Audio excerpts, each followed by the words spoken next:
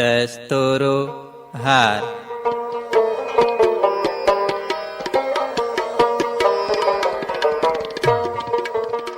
له کلید راډیو څخه د ناول پرلپسې لړۍ.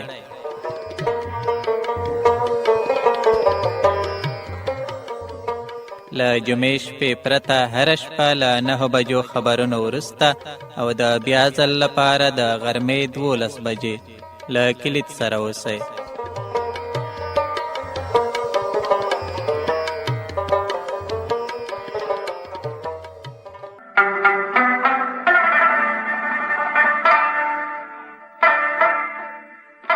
بړبوکی.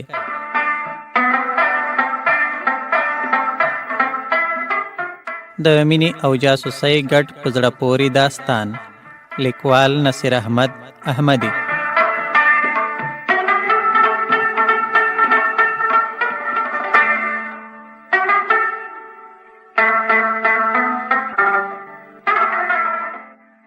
د ستورو هر داستاني خپرونې درنو اوریدونکو السلام علیکم.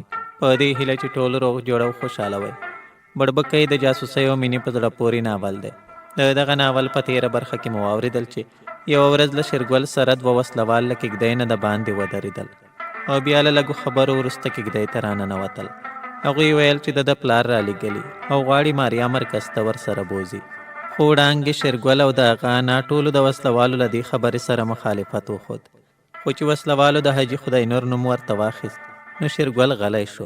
خو کله چې هغوی په ورسره پایکپ موټر کې ماریا ورسره روانوله نو شېرګل یې مخې ته ودرېد او ترې راکوزه یې کړه. په سبا یې پلار کېږدۍ ته راغی. ډېر غوسه و او شېرګل ته یې ویل چې سهار وختي باید ماریا خدای نور ته ورولي. سهار وختي شېرګل ماریا ورسره وایسته او د غونډۍ شاته هغې کلا په لورې وخوځېدل چې پلار ورته ښوولې وه.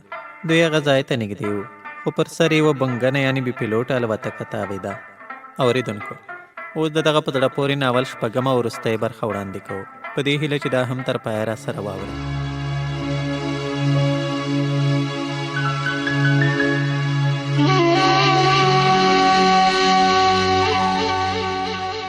لاندې تر بلې غونډۍ څه کم 1 پاو لاره واره وه. بوټي کم وو. ځای ځای به یوې مږې منډه واخیسته. د غار تر څنګ به په 2 پښو ودرېده. شاوخوا به یې وکتل. غار ته به ننوته. دوی په اوارۍ کې پټه خوله روان وو. یو ځای د ماریا د ګڼ کوچیاني کمیس لمن په یوه تېره اغزي کې بنده شوه. لاس یې ور وغځو. په ګوته کې یې نری درد احساس کړ. روانه شوه. ګوتې ته یې وکتل. ډومبک وینه ترې راوتلې وه. لمر راختلی و. د وریځو یوه څنډه ژېړه ښکارېده. ختیځ لوري ته شنه زرغونه ولاړه وه. ښه شېبه ووته. د ماریا ګامونه ورو شوي وو. خو شېرګل ګړندی تګ کاوه. لوړې ژورې یې نه لیدې. نیغ روان و. د دواړو ترمنځ 2-3 متره واټن پروت و. کوچي شاته وکتل. سر یې وخوځو. یوه اواره ډبره یې د ناستې لپاره خوښه کړه. کېناست.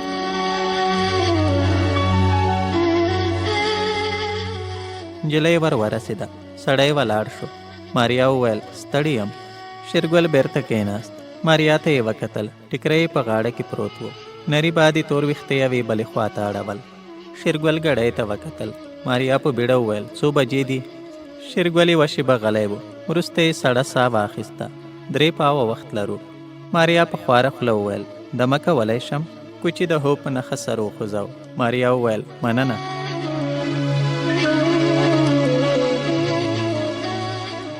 د شېرګل سر وځړېده. ماریا مخامخ وکتل. باران درېدلی و. د لمر وړانګې په لندو غونډیو لګېدې. هر څه مینځلې ښکارېدل. پر سپاندو او اغزیو پورې رڼو څاڅکو ټال خوړه. شېرګل په مړاوي غږ وویل یا الله. ماریا ولاړه شوه. دواړو حرکت وکړ. شېبه وروسته د غونډۍ سر ته وختل. د غونډۍ سر تر ډېره هوار و. تګ دومره زور نه غوښت. دوی په اسانۍ سره ګامونه اخیستل. په لنډ وخت کې ډېره لاره ووهله. خو وروسته یوه هسکه مخې ته ودرېده. دا غونډۍ تر ډېرو غونډیو لوړه وه. تېرې ډبرې یې لرلې. تکې تورې. رنګ یې د سکرو غوندې و. ماریا په بیړه وپوښتل څومره لاره پاتې ده؟ ډېر وخت؟ شېرګل په خبره کې ور ولوېد. دا وروستی غونډۍ ده. شاته اوارۍ لري. کلا همالته ده. د غونډۍ له سره یې لیدای شي. د ماریا سر وځړېده. مخ پورته روانه شوه. یوه شېبه یې مزل وکړ. خو کله چې شاته وکتل دا ځل شېرګل پاتې و.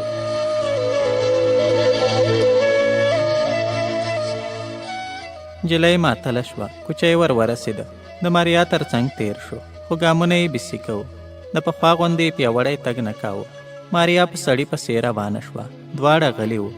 یوازې د وړو ډبرو د خورېدو لاندې رقړېدو غږ اورېدل کېده. د غونډۍ نیمایي ته رسېدلي وو چې شېرګل یو دم ودرېد. نجلۍ ورته وکتل، حیرانه شوه. د سړي سترګې له اوښکو ډکې وې. ماریا په بیړه وویل، څه خبره ده؟ د شېرګل سر وځړېده، کېناسته. ماریا وخندل. کوچیان په تګ کې غښتلي وي، خو شېرګل په خبره کې ور ولوېد. ستړی نه یم. ماریا وویل، نو بیا څه خبره ده؟ شېرګل غلی و. ښه شېبه ووته، یوه هم څه ونه ویل.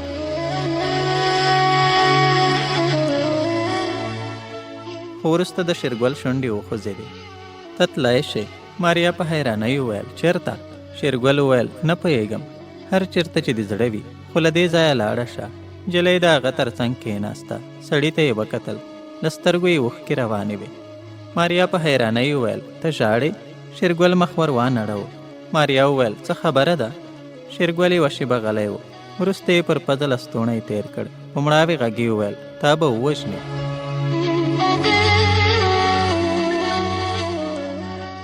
نجلۍ د هغه تر څنګ کېناسته. شونډې یې وخوځېدې. ته ولې خواشینی یې؟ د کوچي بدن پړک واخیست. نجلۍ وویل، ته ښه سړی یې. زما لپاره دې خپله کورنۍ خطر ته ورکړه. زه شېرګل چیغه کړه، په خبره پوه شه، دوی به دې مړه کړي. ماریا غلې وه. وروسته یې وویل، خدای ته به یې پرېږدو، راځه. له دې سره ولاړه شوه. 2-3 ګامه یې واخیستل. شېرګل چیغه کړه، ته لیونی یې؟ ماریا ورته وکتل. سړی ځای په ځای ناست و. ورغله، د کوچي تر څنګ ودرېده. ورو یې وویل، زه تا اوس ستا کورنۍ ته غم نشم پرېښودی. شېرګل یو سوړ اسویلی وایست. شونډې یې وخوځېدې. ځم، وطن پرېږدم، خو ته له دې ځایه لاړه شه.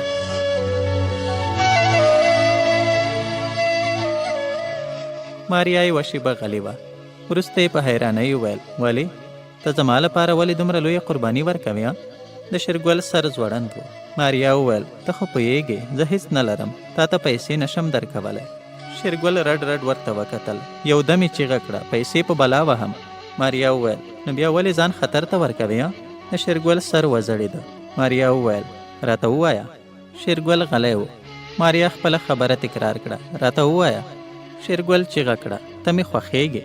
د نجلۍ رنګ والوت. شېرګل منډه کړه. په 100 متره پورته وخوت. څنګنونه یې په وړو تیږو ولګېدل. سر یې ځوړند شو.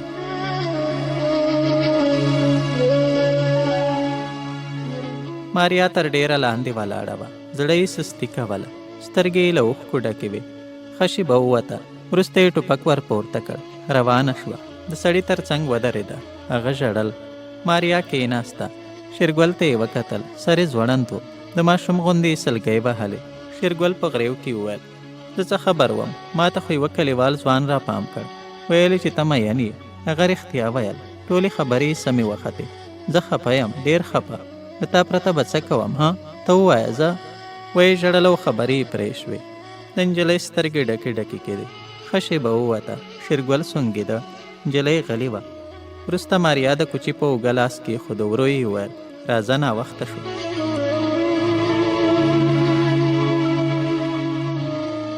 شېرګل په پښو ودرېد. سر یې ځړېدلی و. مخ پورته روان شو. ماریا ټوپک اوږې ته ورکړ. په سړي پسې روانه شوه. شېبه وروسته د غونډۍ سر ته وخته.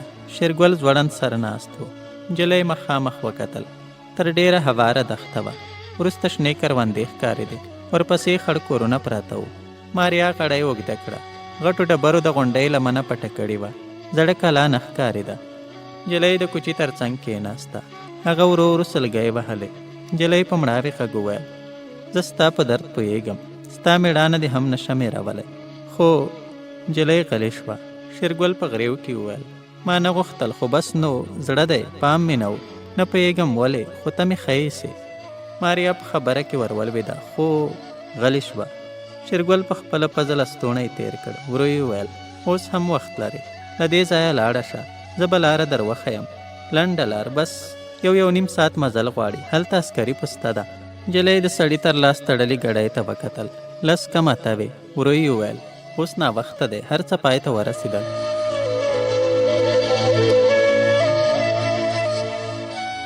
شېرګل سر پورته کړ، سترګې یې سرې وې. بېرته یې لاندې وکتل. ورو یې وویل هېڅ هم پای ته نه دي رسېدلي، هغوی لاندې په کلا کې دي. خدای خبر یا به اوس را رسېږي. راځه. بېرته له غونډۍ ښکته شو. څوک مو ویني؟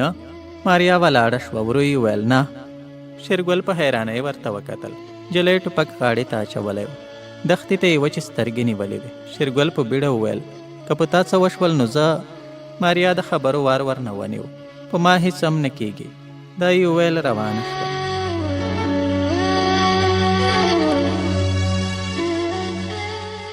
شېرګل منډه کړه.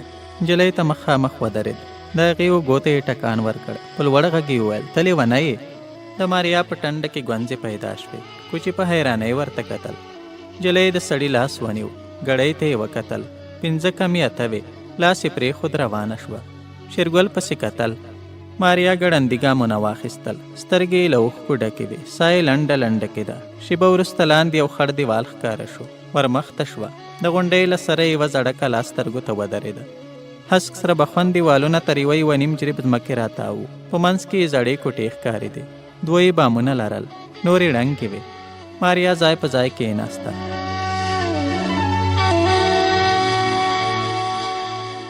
شېرګل ورسېده. د خواست په ژبه یې وویل داسې مه کوه. ناڅاپه د دیګې بخار د شپېلې غوندې نری شڼهاری واورېدل شو. دواړو په بیړه پورته وکتل. په یوې تورې ګړندۍ اوږدې اوسپنې پسې سپین لوګی روان و. لوګی ټیټ شو. ځمکه ولړزېده. تر کلا سرې لمبې راتاوې شوې. سر یې تورو لوخړو ونیو. د کوچي رنګ والوت. په ځمکه اوږد وغځېد. دروند غږ یې په غوږو ننوت. یوه جیټه الوتکه په کلا ور ټیټه شوه. درب شو. لویې وړې ډبرې ورغړېدې. توره لوخړه پورته شوه. کلا نه ښکارېده. له لوګي یو څوک راووت. سرې لمبې ترې تاوې وې. چیغې یې وهلې. څو ګامه یې واخیستل. ولوېد. سره لمبه ترې راوګرځېده. دروند غږ یې واورېد. شمال شو. په بیړه یې شاته وکتل. یوازې څو ګامه لرې اوږده څرخونه تاوېدل. تر غونډۍ سلامت چورلک یعنې هلیکوپټره راپورته شوه. سر ته یې ودرېده. په پرانیستې دروازه کې یو عسکر ناست و. ماشینګړی یې کوچي ته نیولې وه. 2مه چورلکه راپورته شوه. دا ټول د سترګو په رپ کې پېښ شول.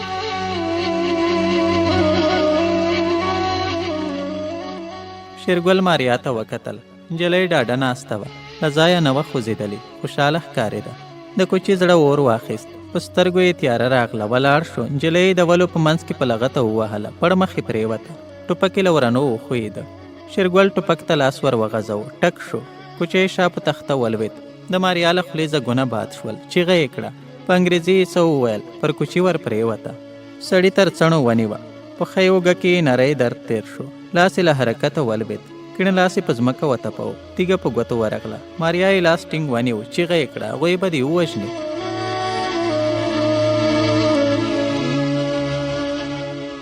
عسکر ورسېدل. د شېرګل لاسونه یې شاته ور واړول. عسکرو چیغې وهلې. څه یې ویل خو کوچی یې په ژبه نه پوهېده. شېبه وروسته یې د سړي لاسونه ور وتړل. یوه چورلکه څو ګامه لرې ناسته وه. څرخونه یې تاوېدل. بلې د کلا په سر دورې وهلې. وروسته له ناستې چورلکې څو تنو ټوپ کړل. ټول له رنګه سره وو. ژېړ ویښته یې لرل. جګ او هډور ښکارېدل. یو دنګ سړی تر مخ و. د هغه په ټټر پورې سپینو او ژېړو روپیو ټال خوړ. نجلۍ ته یې کلکه غېږه ورکړه. د هغې لاس یې ټینګ ونیو.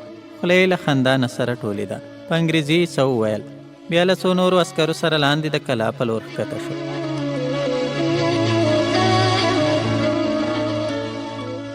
د غونډۍ پر سر 3 عسکر پاتې شول. یوې چورلکې ته نږدې ولاړ و. 2 نورو د ماشینګړو خولې کوچي ته ور اړولې وې. د شېرګل له خولې ځګونه بادېدل. پوچ پاش یې ویل. ښۍ اوږه یې په وینو سره وه. ماریا یو عسکر ته څه وویل. هغه منډه کړه.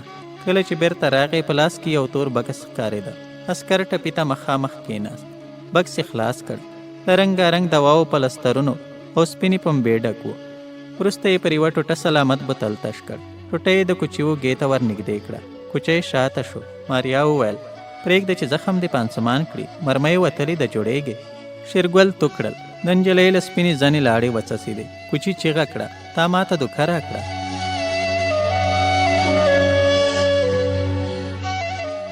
ماریا خپل لستوڼی پر زنه تېر کړ. کلا ته یې وکتل. تور لوګی ترې پورته کېده. ورو یې وویل ما یوازې خپله دنده ترسره کړه.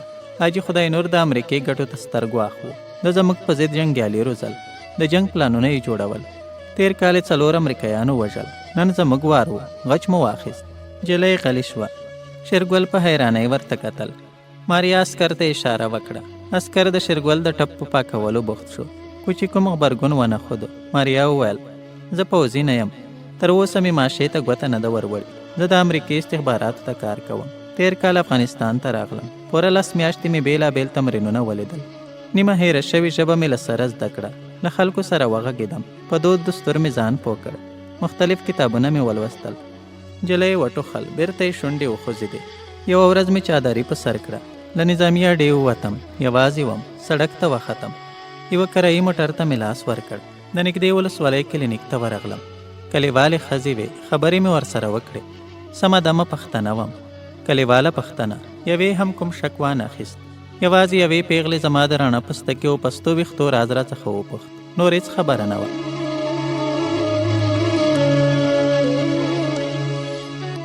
ماریا غلی شوه. کوچي په حیرانۍ ورته کتل. نجلۍ وویل ما ته یوازې یو ماموریت راکړل شو. د حاجي خدای نور پیدا کول. د هغه په موندلو پسې امریکې ډېرې هڅې کړې وې. انعامونه یې ټاکلي وو. جاسوسان یې پسې اچولي وو. خو کومه ګټه یې نه کوله. حاجي خدای نور مرموز سړی و. درک یې نه لګېده. دوی دا ماموریت ما ته راوسپاره. پوهېدم چې له خطره ډک دی.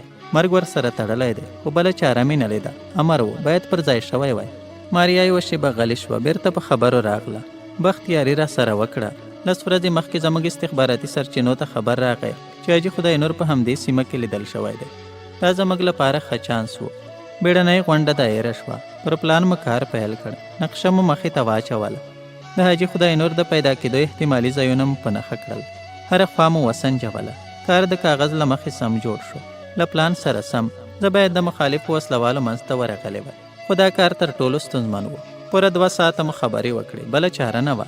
ما باید سارت ته ځان ورکړی وای.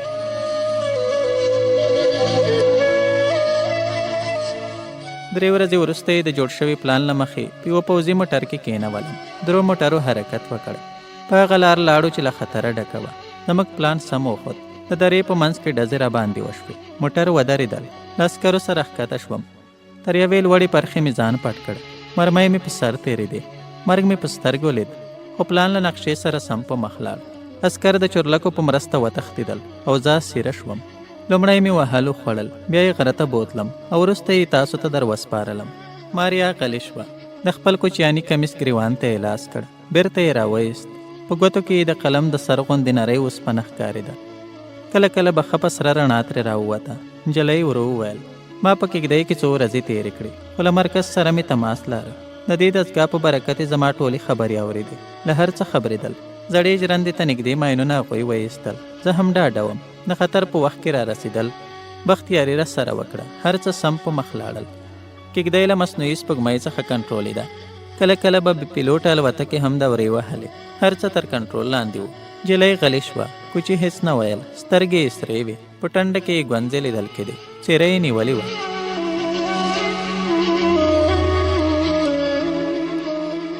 ماریا ولاړه شوه. له کلا څخه هماغسې لوګي پورته کېدل. سرتېري په کنډوالو کې ګرځېدل. نجلۍ کوچي ته وکتل. په اوږه یې سپینه ټوټه تړل شوې وه. ماریا ورو وویل ته له زړه صاف سړی یې. خو خور دې ډېره خوږه ده. هغه کوچي چیغه کړه خو تا غلط کړو. ماریا یې وترخه مسکا وکړه. شونډې یې وخوځېدې. ته څه فکر کوې؟ که تیارې نه وای راغلې دوی به ژوندی پرېښي وای. ته په خپله پوهېږې. په جګړه کې هر لوری خپلو ګټو ته ګوري. که یې ونه وژنې نو وژنې دی. ما یوازې خپل ماموریت ترسره کړ. په خپل قول ودرېدم. تاسو ته مې هېڅ تاوان در ونه رساو. د اوږې ټپ دې هم له خپله لاسه. که تا ټوپک ته لاس نه وی ورغځولی هغوی نه ویشتې. ما ورته ویلي و چې تا ته کوم تاوان در ونه رسوي. تیز شمال شو. نجلۍ پورته وکتل. پر سر یې چورلکه ولاړه وه.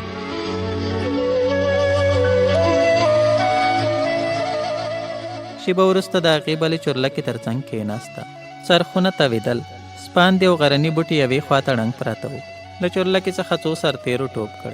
دوی خوشحاله ښکارېدل. خبرې یې کولې. خندلې. ماریا ټولو ته لاس ور اوږد کړ. یوه له ونې دنګ شین سترګې ځوان د نجلۍ ګڼ کوچیاني کمیس ته اشاره وکړه. صحیح وویل. ټولو وخندل. یو بل له ځمکې شل ډزی ټوپک ور پورته کړ. د چورلکې خواته ګړندی روان شو. شېرګل پسې کتل. په سترګو کې یې کرکه پرته وه. شېبه وروسته نور سرتېري هم پورته ور وختل. د یوه په لاس کې توره پلاستیکي کڅوړه وه. ډکه ښکارېده. دوه نورو سوځېدلي ماشینګړي خپلو ملګرو ته ورښودې. یو سرتیری ور د مخه شو. کوچۍ د ماشینګړي پر میل وواهه. د الوتکې خواته یې اشاره وکړه. ماریا په بیړه ور نږدې شوه. سرتیري ته یې څه وویل. هغه یوې خواته غلی ودرېد. 15 دقیقې نورې هم تېرې شوې. وروسته ټول د چورلکو خواته روان شول.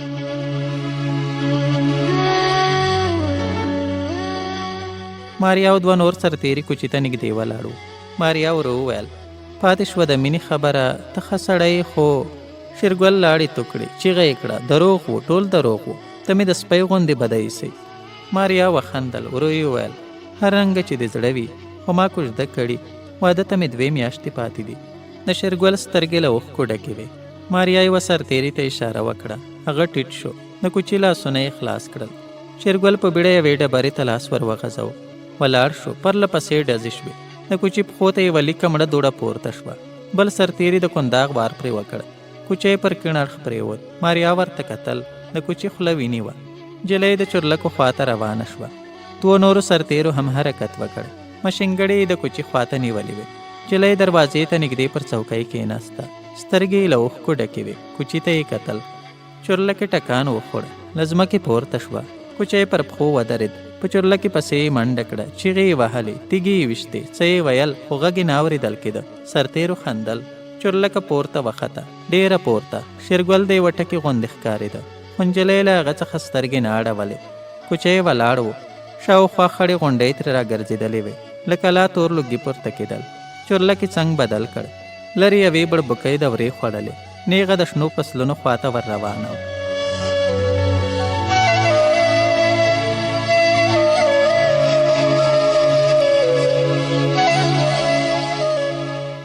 د ستورو هر داستاني خپرونې درنو مینوالو، د بړبوکۍ په زړه پورې ناول وروستۍ برخه هم تاسو واورېده. په دې هیله چې دا ناول مو خوښ شوی وي.